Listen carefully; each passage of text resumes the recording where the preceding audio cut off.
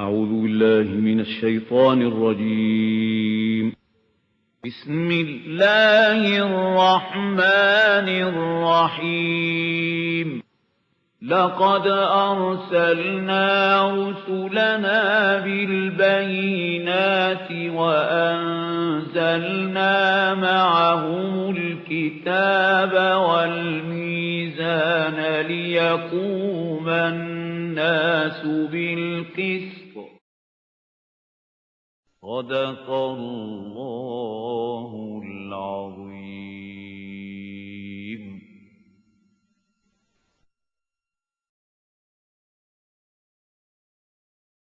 أما بعد فأعوذ بالله من الشيطان الرجيم. بسم الله الرحمن الرحيم. يا أيها الناس كلوا مما في الأرض حلالا طيبا ولا تتبعوا خطوات الشيطان إنه لكم عدو مبين. إنما يأمركم بالسوء والفحشاء وأن تقولوا على الله ما لا تعلمون. وإذا قيل لهم اتبعوا ما أنزل الله قالوا بل نتبع ما ألفينا عليه آباءنا أولو كان آباؤهم لا يعقلون شيئا ولا يهتدون. صدق الله العظيم. رب اشرح لي صدري ويسر لي أمري واحلل عقدة من لساني يفقهوا قولي. اللهم ربنا ألهمنا رشدنا وأعذنا من شرور أنفسنا. اللهم ارحمنا بالقرآن العظيم واجعله لنا إماما ونورا وهدى ورحمة. آمين يا رب العالمين. Before we start with this 21st section of Surah Al-Baqarah, please note 2 points. As I told you that the 4 strands of the issues which are discussed in the second part, one is regarding the Sharia, Ahkam al-Sharia. Number 2 point, that just as we find in the end, in the last part of the first section, first half of the surah, there was mention of the pagan Arabs, the idolaters, the mushrikeen of the Arabian Peninsula. In the same way, in the second half also, we find in this ruku a reference to them. And that is, just as I said that in the previous section, it's the last mention of the Ahlul Kitab, of the Jews and Christians in the Surah Al-Baqarah. In this way, in this section, this is the last reference to the pagan Arabs, to the idol-worshipping Arabs in this surah. Ya ayyuhan nas kulu mimma fil ardi halalan tayyiba. O people, O mankind, eat from whatever is in the earth which is halal, lawful, and tayyiba, and good, and refined. وَلَا تَتَّبِعُوا خُطُوَاتِ الشَّيْطَانِ. And don't follow the footsteps of shaitan. إِنَّهُ لَكُمْ عَدُوٌّ مُبِينٌ. Verily, he is for you a clear enemy. Now 2 things. كُلُوا مِمَّا فِي الْأَرْضِ حَلَالًا طَيِّبًا. Whatever is halal, permissible, eat it. Don't refrain from eating anything which is declared by Allah subhanahu wa ta'ala as permissible, as halal. Shaitan attacks human beings in 2 ways. He will persuade you to eat what is haram. And then he will give you different waswasa, different ideas about things which are halal. And he will ask you not to eat them, not to go near them. So actually keep both these things in your view. Kulu mimma fil ardi halalan tayyib. Eat whatever is halal and whatever is tayyib, whatever is good in all the earth that Allah subhanahu wa ta'ala has provided you with food. And don't follow the footsteps of shaitan. He is for you a clear enemy. Innama ya'murukum bis-su'. He actually ordains you. He commands you to whatever is evil, wal fahsha, what is sinful, wa an taqulu ala Allahi ma la ta'lamun. And he also commands you to say something about Allah what you not know, without any knowledge. And it has another meaning also, to ascribe to Allah something about which you have no knowledge. That Allah has declared this thing to be haram. whereas we don't find anything in the Quran or in any revealed scripture that this is haram. This has been declared haram from Allah subhanahu wa ta'ala.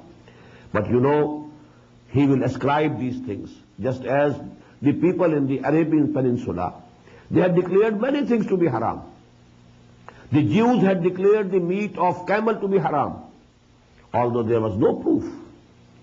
Only Hazrat Yaqub alayhi salatu wasalam didn't like it personally. It was his liking or disliking, that's all, personal liking or disliking.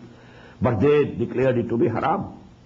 In the same way, there were animals in the Arabian Peninsula who were given the names, you know, for certain gods, that this is reserved for that god and this is reserved for that god.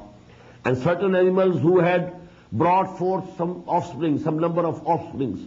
After them, now they are haram. You cannot take any service from them, you cannot eat their flesh, although those animals were halal in themselves. So all these things are covered by these ayat. إِنَّمَا يَأْمُرُكُمْ بِالسُّوءِ وَالْفَحْشَاءِ وَأَن تَقُولُوا عَلَى اللَّهِ مَا لَا تَعْلَمُونَ. And you ascribe to Allah subhanahu wa ta'ala those things which you don't know. وَإِذَا قِيلَ لَهُمُ اتَّبِعُوا مَا أَنزَلَ اللَّهُ. And when it is said to them, follow what Allah subhanahu wa ta'ala has sent down, what He has revealed. قَالُوا بَلْ نَتَّبِعُ مَا أَلْفَيْنَا عَلَيْهِ آبَانَا. They say, instead, we shall follow on what we found our forefathers. Whatever they were doing, whatever their practices, we shall follow them. أَوَلَوْ كَانَ آبَاؤُهُمْ لَا يَعْقِلُونَ شَيْئًا. What? Will they follow their fathers, forefathers? Although it may be that their fathers were not knowing anything, were not understanding anything. أَوَلَوْ كَانَ آبَاؤُهُمْ لَا يَعْقِلُونَ شَيْئًا وَلَا يَهْتَدُونَ. And they were not the guided people, they were not on the guidance. وَمَثَلُ الَّذِينَ كَفَرُوا كَمَثَلِ الَّذِي يَنْعِقُ بِمَا لَا يَسْمَعُ إِلَّا دُعَاءً وَنِدَاءً. And the likeness of these people, these kuffar, who worship idols and who call them, their gods, their idols, for help and pray to them, prostrate before them, their likeliness is to the people, to a shepherd who calls his flock of sheep. Although this flock of sheep, they understand nothing, but only that someone is crying and someone is, calling, except that. So just like animals, these idols even don't understand, don't hear, but they are calling them and they are praying to them. Summun bukmun umyun fahum la yaqilun. They hear nothing, they are dumb, they are deaf, they are blind, so they do not understand. Ya ayyuhalladhina amanu kulu min tayyibati ma razaqnakum. Again repeating. Oh, you who believe. In the beginning it was Ya ayyuhan nas. The address was to the whole of humanity. It was in the generalized terms. Now it is particularly the Muslims are addressed here. Ya ayyuhalladhina amanu kulu min tayyibati ma razaqnakum. Eat from the good things with which we have provided you. Washkuru lillah. And be grateful to Allah subhanahu wa ta'ala. In kuntum iyyahu ta'budun. If you really worship Him and obey Him. Innama harrama alaykum al-maytata. He has declared for you haram and He has forbade you from eating what? 4 things. Al-mayta, the flesh of dead animals. Wad-dama, and the blood. Wa-lahm al-khinzir, and the flesh of swine. وَمَا أُهِلَّ بِهِ لِغَيْرِ اللَّهِ, and whatever was sacrificed in the name of anything else, anyone else except Allah. وَمَنِ اسْتُرَّ غَيْرَ بَاغٍ وَلَا عَادٍ. Then whosoever is forced by necessity, he has nothing else to eat, and he is dying of hunger, he can eat from these things even. Although these things have been declared to be haram, najis, in itself, in themselves. But a person who has nothing to eat, who cannot find anything more to eat, any other thing to eat, and he is going to die of hunger, he is allowed to eat from these also. فَمَنِ اسْتُرَّ غَيْرَ بَاغٍ وَلَا عَادٍ. There are 2 conditions. There must be no craving for it. You say that I am eating pork because I have no other thing to eat here. No. You are not going to die without taking pork here. Then maybe that you have some craving within your heart for this, and you are only, using it as only a lame excuse and nothing else. There should be no craving for it, no liking for it, wala adin. And only that much amount can be taken which will save you from dying, not more. فَمَنِ اسْتُرَّ غَيْرَ بَاغٍ وَلَا عَادٍ فَلَا إِثْمَ عَلَيْهِ. On such a person, if he takes some of these things which are forbidden, which are haram in themselves, there is no sin on him. إِنَّ اللَّهَ غَفُورٌ rahim. Verily Allah subhanahu wa ta'ala is forgiving and He is merciful. إِنَّ الَّذِينَ يَكْتُمُونَ مَا أَنزَلَ اللَّهُ مِنَ الْكِتَابِ. Verily those who hide and conceal what Allah subhanahu wa ta'ala has sent down from the book, in the book. وَيَشْتَرُونَ بِهِ ثَمَنًا قَلِيلًا. And they are purchasing, like accepting, in exchange, very low price. أُولَٰئِكَ مَا يَأْكُلُونَ فِي بُطُونِهِمْ إِلَّا النَّارِ. They are the people who are not eating into their stomachs and bellies except fire of hell. Although they might be eating very tasty foods, but this is actually the fire of hell, the cinders, burning cinders of hell, which they are putting in their stomachs and bellies. وَلَا يُكَلِّمُهُمُ اللَّهُ يَوْمَ الْقِيَامَةِ. Allah will not speak to them on the day of judgment, on the doomsday. وَلَا يُزَكِّيهِمْ. And He will not purify them. وَلَهُمْ عَذَابٌ أَلِيمٌ. And for them is a very painful torment.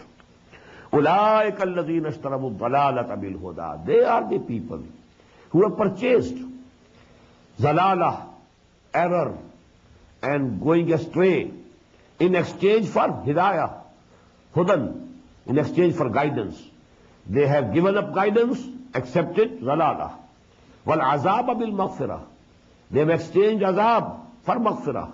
They could have maghfirah of Allah subhanahu wa ta'ala, forgiveness of Allah subhanahu wa ta'ala, but they have given it up and they have chosen the punishment and the torment of Allah subhanahu wa ta'ala.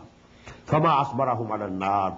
How bold they are for the fire of hell. ذَلِكَ بِأَنَّ اللَّهَ نَزَلَ الْكِتَابَ بِالْحَقِّ. And this is because Allah subhanahu wa ta'ala sent down His book with haqq, with whole truth, the total truth. وَإِنَّ الَّذِينَ اخْتَلَفُوا فِي الْكِتَابِ لَفِي شِقَاقٍ بَعِيدٍ. And verily, surely those who are making differences concerning this book, who are differing concerning this book, they are in a very far away enmity, shiqaqin ba'id. They have gone far away in enmity and arrogance. Now comes a very big ayah of the Quran and a very grand ayah. It gives us a very comprehensive view of what is the virtue, what's the concept of virtue and goodness in Islam. لَيْسَ الْبِرَّ أَن تُوَلُّوا وُجُوهَكُمْ قِبَلَ الْمَشْرِقِ وَالْمَغْرِبِ. It's not all charity, all good, that you turn your faces towards the east and west. The same subject, you know. There are two full sections of the Quran, of this Surah Al-Baqarah, which discuss directly the issue of the changing of the direction of the Qibla. But two sections before we found the beginning. لِلَّهِ الْمَشْرِقُ وَالْمَغْرِبُ فَأَيْنَمَا تُوَلُّوا فَثَمَّ وَجْهُ اللَّهِ. And two sections later, we are again having the mention of the same issue. Don't think that this is all virtue and this is most important. You have attached, out of proportion importance to this issue. لَيْسَ الْبِرَّ أَن تُوَلُّوا وُجُوهَكُمْ قِبَلَ الْمَشْرِقِ وَالْمَغْرِبِ. The real charity, real good, real virtue is not that you turn your faces towards the east or west. وَلَكِنَّ الْبِرَّ. But actually charity and virtue is the virtue of a person. مَنْ آمَنَ بِاللَّهِ وَالْيَوْمِ الْآخِرِ وَالْمَلَائِكَةِ وَالْكِتَابِ وَالنَّبِيِّينَ. The first precondition of virtue and goodness and all good is to have faith in Allah, who has belief and faith in Allah, وَالْيَوْمِ الْآخِرِ, and the last day, وَالْمَلَائِكَةِ, and the angels, وَالْكِتَابِ, and the books, وَالنَّبِيِّينَ, and the prophets. And number two, what is the manifestation, practical manifestation of this iman? Number one, وَآتَ الْمَالَ عَلَى حُبِّهِ ذَوِي الْقُرْبَى وَالْيَتَامَى وَالْمَسَاكِينَ وَابْنَ السَّبِيلِ وَالسَّائِلِينَ وَفِي الرِّقَابِ. They give away their own belongings, their own wealth, although they themselves love it, in spite of their love for it. This mal, this wealth is definitely dear to their hearts. But despite this love for them, for this property and wealth, they spend it And they spend it for whom? Zawil Qurba, close in relationship. Wal Yatama, and the orphans. Wal Masakin, and the poor. Wabna Sabil, and the wayfarer. Wasailin, and the beggars. Wafil Riqab, and in releasing the people from the bondage of slavery and maybe also of debt. Wabna Sabila Wasailina Wafil Riqab. Wa aqama as-salah. Second practical manifestation, and he established the regular prayers. Wa ata az-zakah, and he paid the charity, the regular charity, the compulsory charity. And number 4, wal mufuna bi ahdihim idha ahadu, and those who fulfill their words and promises and contracts when they have made any contract, any promise. And number 5 and last but not the least, rather we should say the most important, was-sabirina fil ba'sa'i wad-dharra'i wa hina al-ba's, those who show perseverance and patience in distress and affliction and at the time of conflict and war, and they are steadfast, they are perseverance, they show patience, and they are ready to risk everything for the cause of Allah subhanahu wa ta'ala. أُولَٰئِكَ الَّذِينَ صَدَقُوا وَأُولَٰئِكَ هُمُ الْمُتَّقُونَ. They are the people who are really truthful, and they are the people who are really pious, who are really God-fearing. Now this is, as you have seen, this ayah, the name of this ayah can be Ayatul Bir, the ayah which gives us a comprehensive view of what is bir, what is virtue, what is charity. And this gives us a full character picture of a person. Because the goodness or iman, real faith, it permeates the whole personality of a person. The whole personality is changed. If there is real iman in the heart, وَلَكِنَّ الْبِرَّ مَنْ آمَنَ بِاللَّهِ وَالْيَوْمِ الْآخِرِ وَالْمَلَائِكَةِ وَالْكِتَابِ وَالنَّبِيِّينَ. That real iman in the heart will change and transform the whole character, the whole personality of a man. And that has been described in 5 terms. Number 1, that he gives away his wealth, although it is dear to him, for the needy, the poor, the orphans, and so on. Number 2, established prayer, pays the regular zakat, and he fulfills the promises that he makes, the contracts. Whatever he has given word, he sticks to them. And finally, then he is steadfast in the struggle between evil and good. He fights the evil, he challenges the evil, and if there is time to have patience, if there is persecution, if there is opposition, and he is afflicted with distress, pain, he has to go hungry, he has to take risks about his own life. وَلَنَبْلُوَنَّكُمْ بِشَيْءٍ مِّنَ الْخَوْفِ وَالْجُوعِ وَنَقْصٍ مِّنَ الْأَمْوَالِ وَالْأَنفُسِ وَالثَّمَرَاتِ, which we read that ayah in the 19th section. So that gives us a total picture of a man, of a person, of a character who is liked by Allah subhanahu wa ta'ala.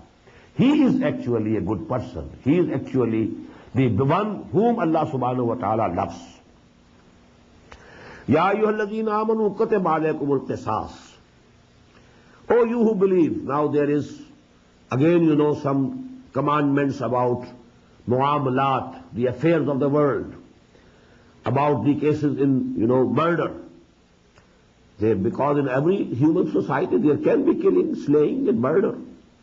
Ya ayyuhalladhina amanu kutiba alaykumul qisasu fil qatla. Oh, you who believe.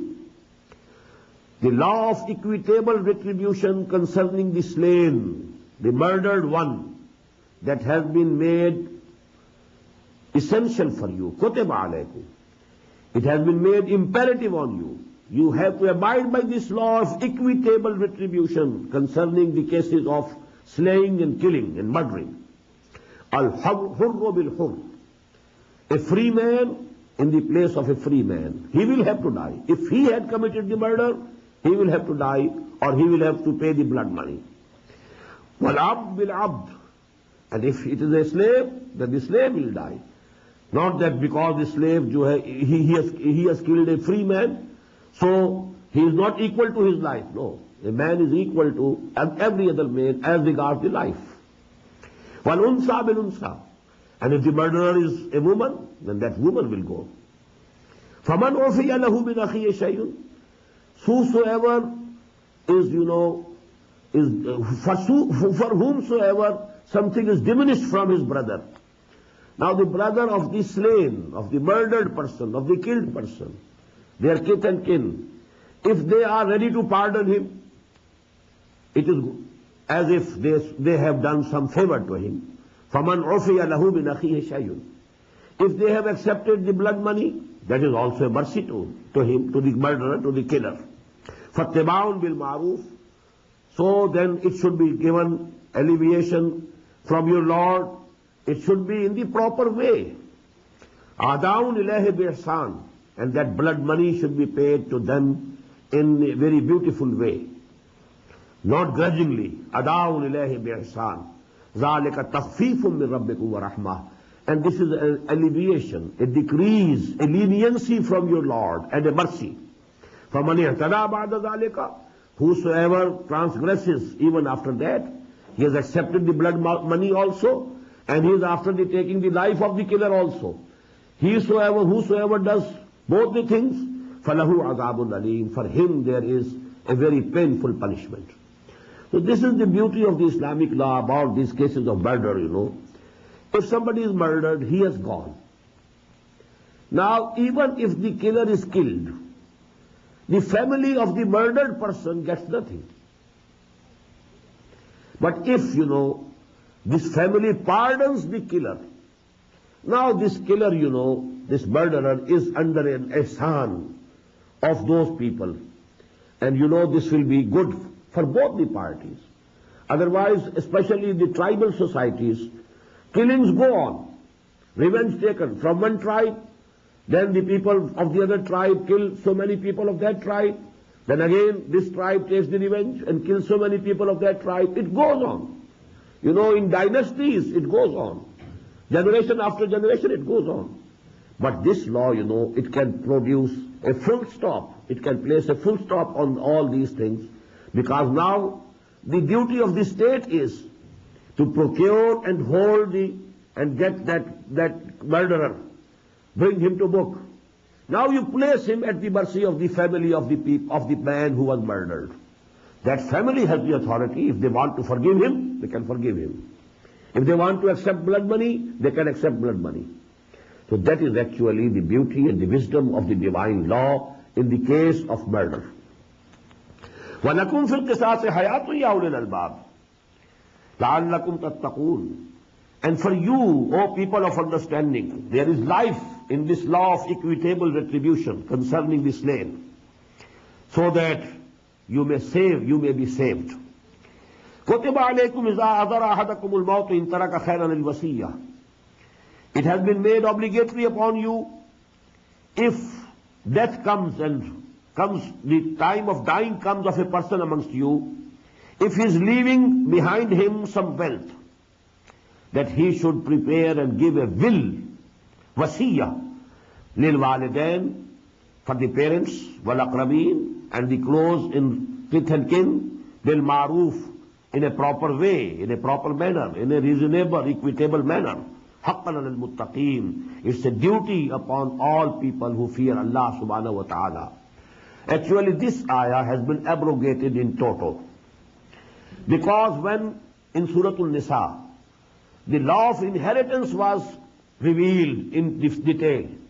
This is the portion of the father of the deceased, this is the portion of the mother of the deceased, and this is the portion of the daughters, this is the portion of the sons, and if there is none among the parents or the offsprings, then this wealth can go to the brothers and sisters and so on. When that law was revealed, this thing was abrogated. Now it is not necessary for any Muslim to prepare a will, because whatever he leaves behind him, it will be distributed according to the law of the Sharia, law of inheritance.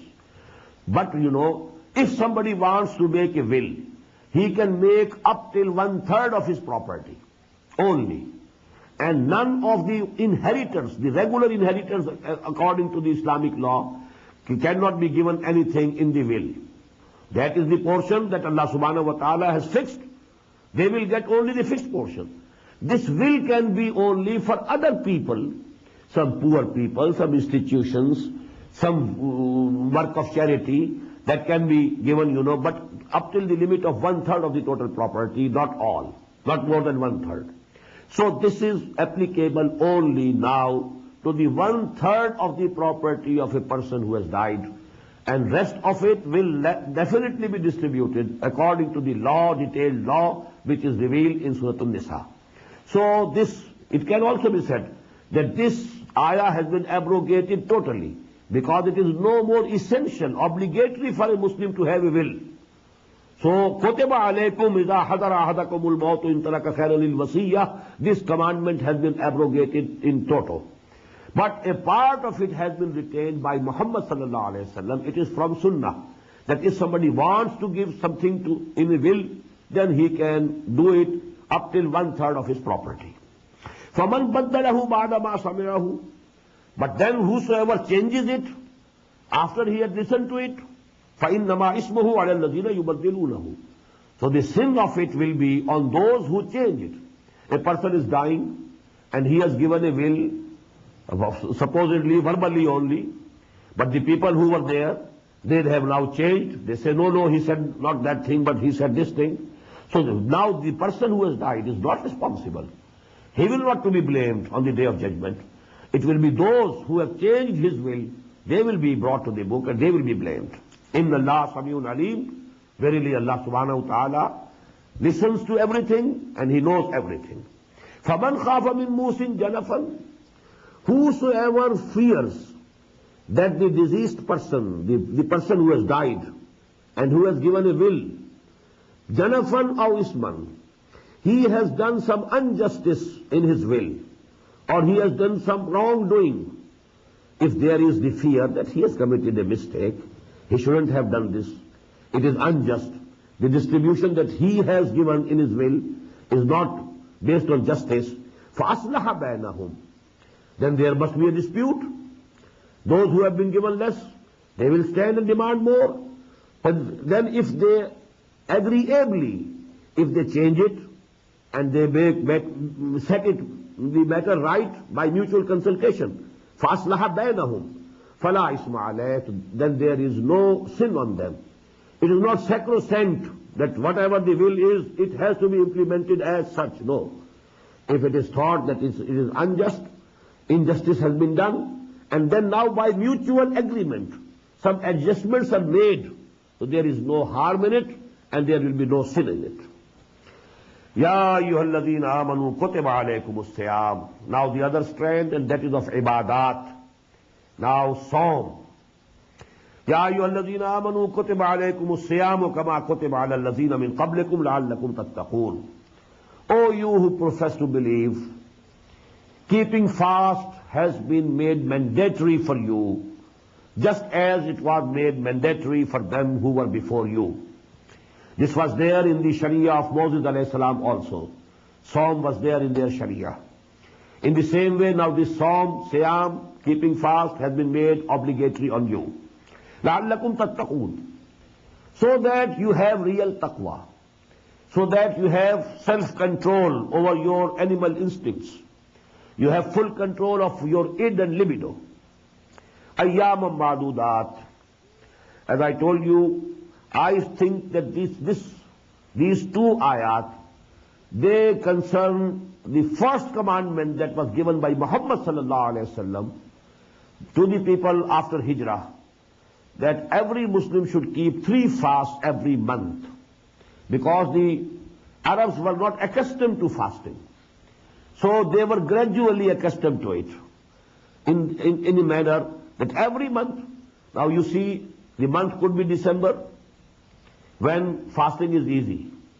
The month could be July, or August, or May, when the fasting is very difficult. So 3 days every month, it becomes very easy. Different weathers, different seasons, and only 3 days. But when it is full month, it's not a simple case. It's definitely something very hard. So first order was for 3 days, 13th, 14th, 15th of every lunar month. That was the commandment. That is why the words are used, ayyamam ma'dudat. They are a few days. 30 days are not few days. 30 days are quite a big number. Ayyama ma'dudat, only a few days, 3 days. Faman kana minkum maridan. And regarding these 3 days also, there are 2 concessions. Concession number 1, whosoever may be from amongst you ill, sick, or ala safarin, or on some travel, فَعِدَّةٌ مِنْ أَيَّامٍ أُخَرَ. He can complete that number in other days. 3 days, he can keep the fast in that month on any other 3 days. Number 2, وَعَلَى الَّذِينَ يُطِيقُونَهُ. And on them who has the power to keep psalm, to keep fasting, they are not ill, they are not sick, they are not on traveling, and then they don't want to keep fast. Fidyatun ta'amu miskin. There is a redemption for them, that they should feed one poor person. فَمَنْ تَتَوَّعَ خَيْرًا فَهُوَ خَيْرٌ لَهُ. And whosoever voluntarily does more good, well, it is good for him. If he feeds 2 or 3 or 10 or 20, well, he will get the reward on the day of judgment. If someone keeps the fast also, and also is feeding the hungry, well, he is doing it voluntarily. So there is no limit to the voluntary good deeds that a man can perform. وَأَن تَصُومُوا خَيْرٌ لَكُمْ. Now this is the persuasion. Don't avail of this number 2 concession. There is the concession, but don't avail of it. وَأَن تَصُومُوا خَيْرٌ لَكُمْ. If you fast, if you keep the fast, it is better for you. إِن كُنْتُمْ تَعْلَمُونَ. If you have the real knowledge. If you know what is really good for you, what is really beneficial for you. For because fasting, you know, that is beneficial for your ruh, for your spirit. And you need it. While you know if you have only given some charity and you have fed a few hungry people, well, that ruh will not get the food that would have given to him if you had fasted. Now comes the final commandment about the Shahr Ramadan, the month of Ramadan. Shahr Ramadan alladhi unzila fihi al-Quran. Month of Ramadan is the month in which Quran was sent down. I had already discussed it in my preliminary lecture. Quran was sent down in 2 stages. Stage number 1, from the Kitabum Mahfuz, Lawhim Mahfuz, Kitabum Maknoon, Fi Ummil Kitab, to the first heaven, to the first sky. And that was done in toto, at once, one piece. In one night, that night is Laylatul Qadr, and in 1 month, that was Ramadan. That is Inzal. Shahru Ramadan alladhi unzila fihi al-Quran, inna anzalnahu fi Laylatil Qadr. And second stage was that from there, the Archangel Jibreel alayhi salatu wasalam brought down Quran bit by bit, piece by piece, to the heart of Muhammad sallallahu alayhi wasallam. And this second stage took 22 years, beginning in the year 610 of Christian era and ending in the year 632 of the Christian era when Muhammad sallallahu alayhi wasallam died. So these are the 2 stages. Shahru Ramadan alladhi unzila fihi al-Quran, Hudan lin-nas wa bayyinatin min al-huda wal-furqan. And what is this Quran? The guidance for whole of humanity. Now we can very easily compare. Here we find guidance for whole of humanity. And in the beginning of this surah was guidance for the muttaqeen, Hudan lil-muttaqeen. How do you correlate these both? That in itself it is guidance, it keeps and it holds, it has the guidance for the whole of humanity. But you know, only those will be able to avail the guidance of Quran who have real taqwa in them, who are God-fearing, who want to save them, who have the real and living moral law within them. This moral sense is there. They know what is bad, what is good. They want to be good. For them only, they can only avail from the guidance of this book. Hudan lil-nas wa bayyinatin min al-huda. And this guidance is in very clear terms, bayyinat, self-evident. Wal-furqan, and the criterion between good and bad, evil and good, between false and real. فَمَنْ شَهِدَ مِنْكُمُ الشَّهْرَ فَلْيَصُمْ. Now whosoever of you witnesses this month, he has to keep fasting throughout the month. فَلْيَصُمْ ho. This pronoun ho is going towards Shahr Ramadan. The whole month of Ramadan you have to keep fasting. وَمَنْ كَانَ مَرِيضًا أَوْ عَلَى سَفَرٍ. Of the original two concessions, one has been retained, and that is why it has been repeated. Whosoever among you is ill or sick, أَوْ عَلَى سَفَرٍ, or he is on some travel, فَعِدَّةٌ مِنْ أَيَّامٍ أُخَرٍ, he will complete the number. If the number was 30 days of Ramadan, you have to complete 30 days. If the number was that year 29 days of Ramadan, you have to complete 29 days. That number of the month of Ramadan has to be completed. The second concession is now abrogated. That is no more. But here also we find, from the wisdom of the Prophet ﷺ, that he has retained for a very extreme cases, a man who is very sick, and he cannot keep fasting. There is fear that he may die. A person, he is suffering from a disease from which there is no hope of recovery, and he cannot bear this hardship of fasting. For them, the Prophet ﷺ has retained that option, that in place of one day of fasting, they can feed one poor person. But not generally, not the healthy people, not the people who can go to fast. They cannot avail of this concession now. This is gone forever. يُرِيدُ اللَّهُ بِكُمُ الْيُسْرَ وَلَا يُرِيدُ بِكُمُ الْعُسْرَ.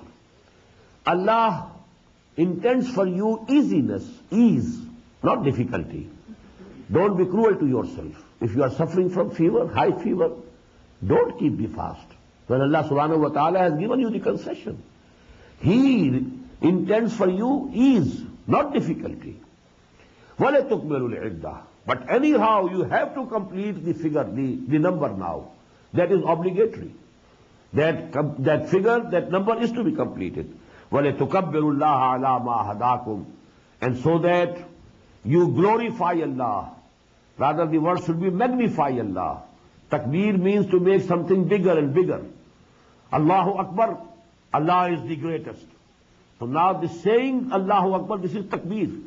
But actually only saying is not sufficient. To make Allah supreme, to make the deen of Allah supreme, so that He is obeyed in all aspects of life. It is actually takbir of the Rabb, that He is really accepted as great, as the biggest, as the greatest, as the authority, as the sovereignty blessed with Him. So actually this is takbir. وَلَتُكَبِّرُوا اللَّهَ عَلَى مَا هَدَاكُمْ. But this takbir, after the Psalm, after the month of Ramadan, when there is Eid, then we have special takbir. In the Salah of Eid, there are additional takbir. This takbir saying Allahu Akbar is also takbir. وَلَتُكَبِّرُوا اللَّهَ عَلَى مَا هَدَاكُمْ. And this takbir is on the guidance that Allah subhanahu wa ta'ala has given you.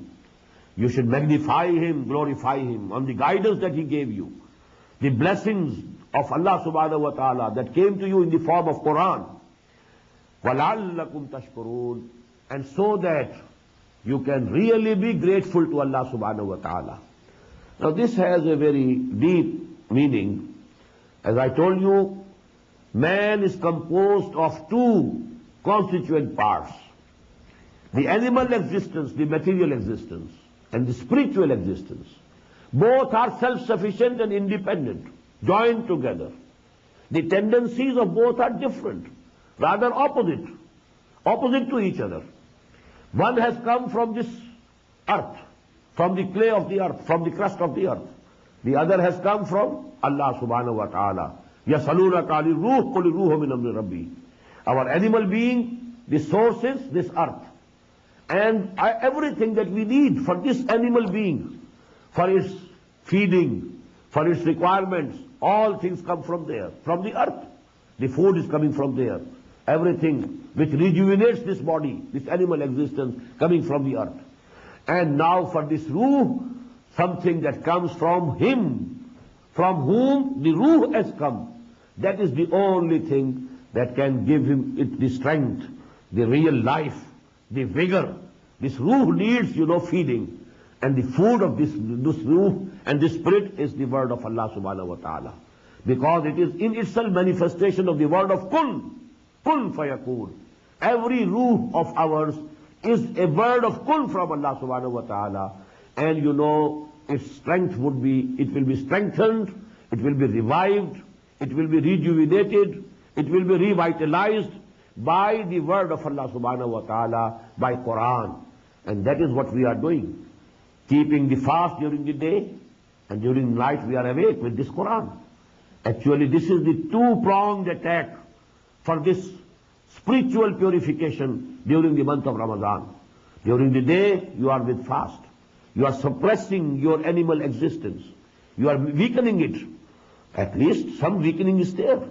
Although the weather may be very good, but then starvation, refraining from food and drinking, it has that effect, definite effect. And then in the night, keep awake, stand, listen to Allah's kalam, His words, let it be absorbed in the soils of your hearts and your minds. And that is actually, then you will know what a big blessing this Quran is. And then you will be able to give the thanks to Allah subhanahu wa ta'ala proportionately. And the next result is, وَإِذَا سَأَلَكَ عِبَادِي عَنِّي فَإِنِّي قَرِيبٌ. When the ruh awakens, when the ruh is revitalized, it wants to get nearer to Allah subhanahu wa ta'ala, to its real source. كُلُّ شَيْءٍ يَرْجِعُ إِلَىٰ أَصْلِهِ. This is the saying of the Arabic language. Everything wants to return to its own source. The source of this ruh is Allah subhanahu wa ta'ala. So when it is awakened and when it has been revitalized, it wants to be nearer to Allah subhanahu wa ta'ala. And when, O Muhammad sallallahu alayhi wa sallam, my bondsmen, ibadi, ask you about me, فَإِنِّي قَرِيبٌ. Tell them I am very near to them. I am not far off. I am very close to their hearts. I am nearer to them than their jugular veins. I am with them wherever they are. هُوَ مَعَكُمْ أَيْنَ مَا كُنْتُمْ. He is with you wherever you are. أُجِيبُ دَعْوَةَ الدَّاعِ إِذَا دَعَانِ. I respond to the invocations. I respond to the prayers, supplications of my bondsmen. إِذَا دَعَانِ. Where and when they call me, where and when they pray me, I listen to their prayers. I accept their prayers. I respond to their supplications and prayers. فَلْيَسْتَجِيبُوا لِي. Now this is the other aspect, as I told you today, that the relationship between Allah and His bondsman is two-sided. فَاذْكُرُونِي أَذْكُرْكُمْ. Remember me, I will remember you. If you mention me in your heart, remember me in your heart, I will remember you in my heart. If you mention me in a gathering, I will mention you in a much higher and better gathering. Gathering of the Malaikatul Muqarrabun. I will mention my bondsman. My such and such bondsman is mentioning me. He is remembering me. He is preaching my word. He is teaching and conveying my message. So I will be mentioning him. In the same way here, if you want that I should listen to your prayers, if you want that I should accept your prayers, if you want that I should grant your requests, you should also listen to me. You should also hearken to me. You should also respond to me. You should also accept my commands. فَلْيَسْتَجِيبُوا لِي وَلْيُؤْمِنُوا بِي. So they should also listen to me. They should also respond to me. They should also have faith in me. وَلْيُؤْمِنُوا بِي لَعَلَّهُمْ يَرْشُدُونَ. So that they are led aright and they go straight to the final destination when Allah subhanahu wa ta'ala will be pleased with them. رَضِيَ اللَّهُ عَنْهُمْ وَرَضُوا عَنْهُ. There will be a mutual pleasure of both. Allah will be pleased with them and they will be pleased with Allah subhanahu wa ta'ala. Again, the two-sided bilateral relationship. رَضِيَ اللَّهُ عَنْهُمْ وَرَضُوا عَنْهُ. Now this ayah has another aspect of importance, and that is that this is the biggest magna carta of the rights of human beings that was given to humanity 1400 years ago. Otherwise, human beings were at the mercy of people who said to them, well, we are intermediaries between you and Allah and your God. You have to please us before you can place your applications and your prayers and your wishes and your requests to Allah, to your God. All the peers, all the pandits, all the pujaris, this is P. Everywhere you will find this word, peer, Pandit, Pujari, Parohat, Pope. All it's from me. And they have been exploiting humanity. Actually, this is the biggest exploitation. One exploitation was in the economic field through the landlords, through the feudals, through the kings. They are extracting taxes from the people. People are working hard in the fields. But when it is harvested, the lion's share is taken by the landlord or the feudal, the lord. And the biggest part goes to the king. So these were the two exploitations. The political exploitation of man and the religious exploitation of man. You have to present here something. That is why in that temple of Somnath, the amount of wealth, gold, that was gathered over there. Where from did it come? From people who had, some applications, some wishes. They wanted to pray to their gods, and they had to please, the custodians of that temple first. So that was actually, and Allah subhanahu wa ta'ala has freed us. पीराने कलीसा को कलीसा से उठा दो क्यों खालिक व मखलूक में हाइल रहे पर्दे there shouldn't be any distances between the creator and the created. They can communicate directly. You can communicate with me wherever you like. It's only you don't want to communicate with me because you have a guilty conscience, because you are earning haram, you are eating haram. You don't have the face to face Allah subhanahu wa ta'ala. You don't have the tongue to talk to Him because everybody knows what He is. He knows what I am. Therefore He wants, some other ways, by hook or crook. You please some peer and you place something on the grave of some big waliullah, and then all your wishes will be granted. So that is actually a very cunning way of exploitation that has been given an end by this ayah. وَإِذَا سَأَلَكَ عِبَادِي عَنِّي فَإِنِّي قَرِيبٌ أُجِيبُ دَعْوَةَ الدَّاعِ إِذَا دَعَانِ. You need not go anywhere to call me. You need not please anybody to call me, to be able to communicate with me. Only whenever you like, but with sincerity. Make a firm resolve. I will respond to Allah's call. I will listen to Him. I will obey Him. I will act according to His commandments. And then talk to Him. He will listen to you. He will grant your requests. وَإِذَا سَأَلَكَ عِبَادِي عَنِّي فَإِنِّي قَرِيبٌ أُجِيبُ دَعْوَةَ الدَّاعِ إِذَا دَعَانِ فَلْيَسْتَجِيبُوا لِي. The second part of this covenant should be also fulfilled. They also should listen to me, hearken to me, and they also should respond to me, and they also should have real faith in me, لَعَلَّهُمْ يَرْشُدُونَ, so that they reach the final destination of success. أُحِلَّ لَكُمْ لَيْلَةَ الصِّيَامِ الرَّفَثُ إِلَىٰ نِسَائِكُمْ. Now this very lengthy ayah, it gives final rules and regulations about the fasting in Islam. Because previously in the former Muslim Ummah, there was no sehri, no eating or drinking after you said your night prayer. For example, after Isha, no eating, nothing of the sort, till the next Maghrib, when night starts again. So the fast covered the night as well as the day. Only for a little time between Maghrib and Isha you could eat and drink and nothing else. Here, this now fasting has been reduced to only the daytime, from the dawn to the sunset. So this is then there was no sexual intercourse also permitted during the fasting, because the night was also included in the fast. So there could be no sexual intercourse between the husband and the wife. So these things were there as practices among the Jews. And the Muslims of Medina, they were seeing that the Psalm in the Jews has these additional limitations. So they thought that they are included in Islamic laws also. Although there was no mention of it before in the Quran, either to the contrary or confirming those regulations. But some people thought that it is not lawful, it is not permissible to have sexual intercourse with their wives. But still, they were doing it. So in a way, they were betraying themselves. They were doing khiyanah with their own selves. So Allah subhanahu wa ta'ala has mentioned it first in this ayah, and then, given the final rules that this is the difference between the Psalm of Islam and the Psalm of the Jews of the previous Ummah.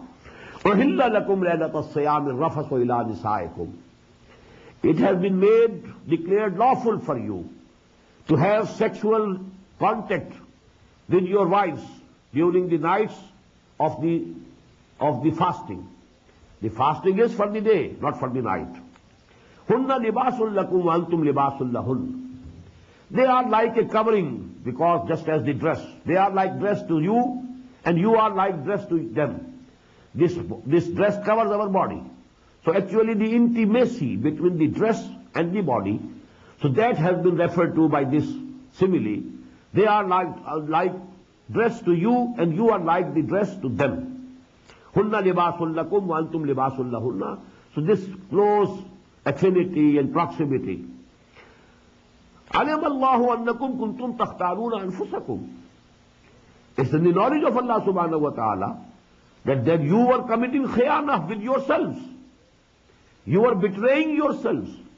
You thought that this sexual intercourse is contrary to this psalm, and still you were doing it. Only a few might have been doing it, but Allah subhanahu wa ta'ala, mentions it, because with reference to that, He is now giving the final rules about this psalm in Islam. Fataba alaykum. So Allah subhanahu wa ta'ala has accepted your tawbah.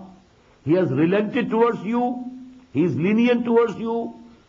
Wa'afa ankum, and He has forgiven you. You have done a mistake, committed a mistake. You shouldn't have done this. Although you didn't know it for sure that it is haram, but you thought that it is haram, and still you are doing it. So actually you are betraying yourself. You are doing khiyana, dishonesty with your own self. Now Allah subhanahu wa ta'ala has relented towards you, and He has accepted your tawbah, and He has forgiven you. فَالْآنَ بَاشِرُوهُنَّ. Now you can have contact with them. وَابْتَغُوا مَا كَتَبَ اللَّهُ لَكُمْ. And now you try to get what Allah subhanahu wa ta'ala has ordained for you. Now this sexual intercourse, the result is offspring, the result is taskeen, لِتَسْكَنُوا إِلَيْهَا, everything that is contained in it. Allah subhanahu wa ta'ala has not gone into details. But whatever Allah subhanahu wa ta'ala has ordained for you in this contact between the spouses, you can get it, you can have it. وَابْتَغُوا مَا كَتَبَ اللَّهُ لَكُمْ فَالْآنَ بَاشَرُوهُنَّ وَابْتَغُوا مَا كَتَبَ اللَّهُ لَكُمْ وَكُلُوا وَاشْرَبُوا حَتَّى يَتَبَيَّنَ لَكُمُ الْخَيْطُ الْأَبْيَضُ مِنَ الْخَيْطِ الْأَسْوَدِ مِنَ الْفَجْرِ. And you can keep on eating and drinking till the white thread of the morning, of the dawn, becomes evident to you from the black thread of the night.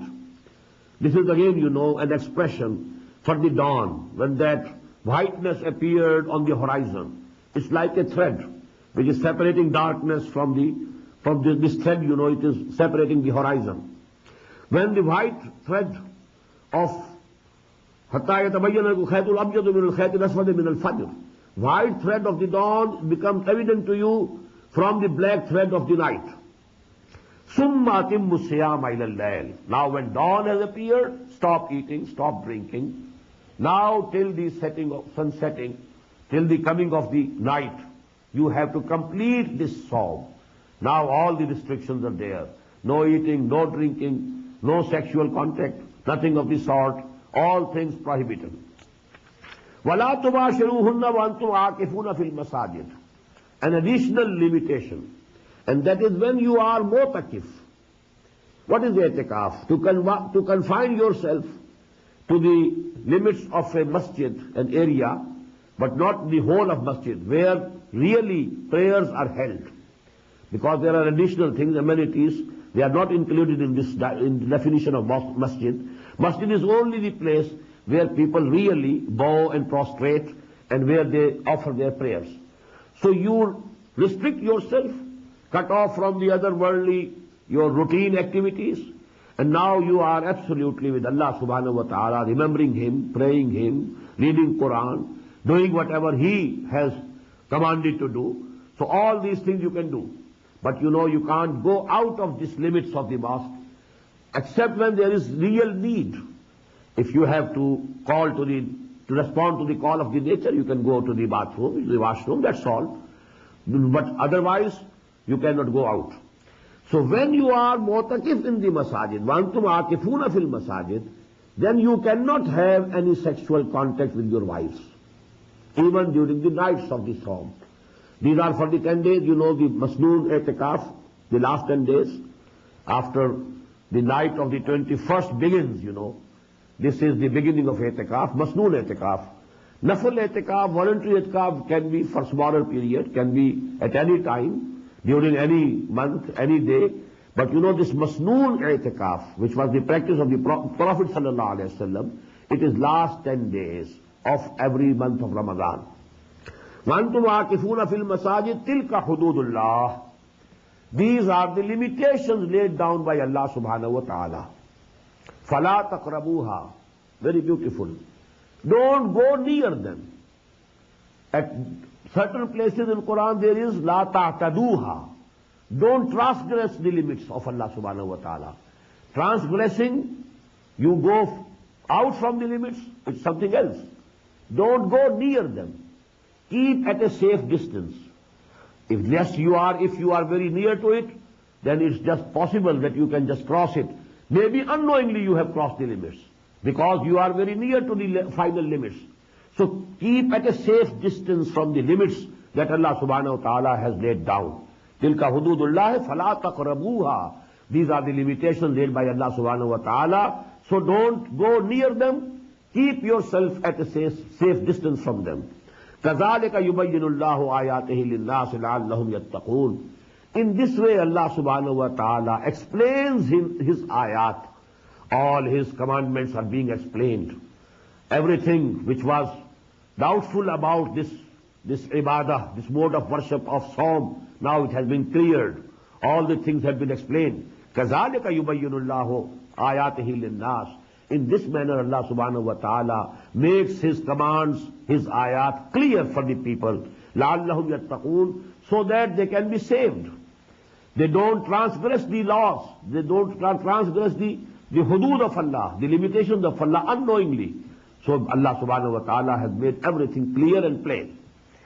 وَلَا تَأْكُلُوا أَمْوَالَكُمْ بَيْنَكُمْ بِالْبَاطِلِ. And don't eat up one another's property and wealth bil-batil, through false methods, illegal methods, unlawful methods. This can be in many ways. Stealing.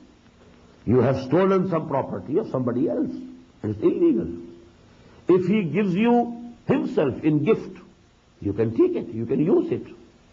If he has gifted it to you, if he has given you some present, you can take it, you can use it. But if you have stolen it, then it is haram for you, it is impermissible, it is not lawful for you to use it. Stealing, in the same way, now a particular case is being given here. وَتُدْلُوا بِهَا إِلَى الْحُكَّامِ لَا تَأْكُلُوا أَمْوَالَكُمْ بَيْنَكُمْ بِالْبَاطِلِ. Don't eat up one another's property and wealth through illegal means, through illegal methods. And don't present your property and your wealth to the rulers. لِتَأْكُلُوا فَرِيقًا مِنْ أَمْوَالِ النَّاسِ. With the intention that you eat up some part of the people's property bil-ism, with sin, unjustly, وَأَنْتُمْ تَعْلَمُونَ, and you do it knowingly. This is the rishwa. This is, what that you present to the people, bribery. You present your money to the judge or to the authority, someone who can do some favor to you. Whatever favor he is doing to you, if he is a government official, it is at the cost of the interest of the government. And if there is some dispute, some case in the court of a judge, and you have pleased that judge through bribery, well, he will do you favor and he will do wrong to the other party. So you are eating the property and the wealth of the other party by giving your wealth to the judge, to the authority, to the person who is sitting in judgment on that matter. So don't do it. This is called bribery. And actually, the hadith, ar-rashi wal-murtashi kilahuma fin-nar. Rashi means the person who gives bribe. Generally we think that Rashi is the person who is accepting bribe and who is eating bribe. On the contrary, in Arabic language, The Rashi is the person who is giving bribe, and Murtashi is the person who is accepting bribe. So Rashi is more important. The Prophet ﷺ has first mentioned Rashi, the person who is presenting and who is offering bribe. He is Rashi. And here in the Quran also we are finding that the mention is being made of the people who are giving bribe. Now, tudlu biha ilal hukam. Don't give your mal, your property, your wealth to the rulers in order that you may eat up and you may usurp the property or wealth of other people bil ism, unjustly, and antum ta'lamun, and you might be knowing it, willfully doing it, then it is haram for you. Now, what is the logical relationship of this ayah with this section? This section started with taqwa. كُتِبَ عَلَيْكُمُ الصِّيَامُ كَمَا كُتِبَ عَلَى الَّذِينَ مِنْ قَبْلِكُمْ لَعَلَّكُمْ تَتَّقُونَ. What is the criterion for taqwa? The criterion for taqwa is, if you are eating halal, you are muttaqi. If you are eating haram, you are not muttaqi. You may be very pious apparently. You may be worshipping, not 5 prayers a day, but 10 prayers a day. But if you are eating haram, you are not at all muttaqi. The real criterion of taqwa is that you must eat and you must earn through halal means and not through haram means. Barakallahu li wa lakum fil Quran al-Azim wa nafa'ani wa iyyakum bil ayati wa dhikr al-hakim. Allahu Akbar,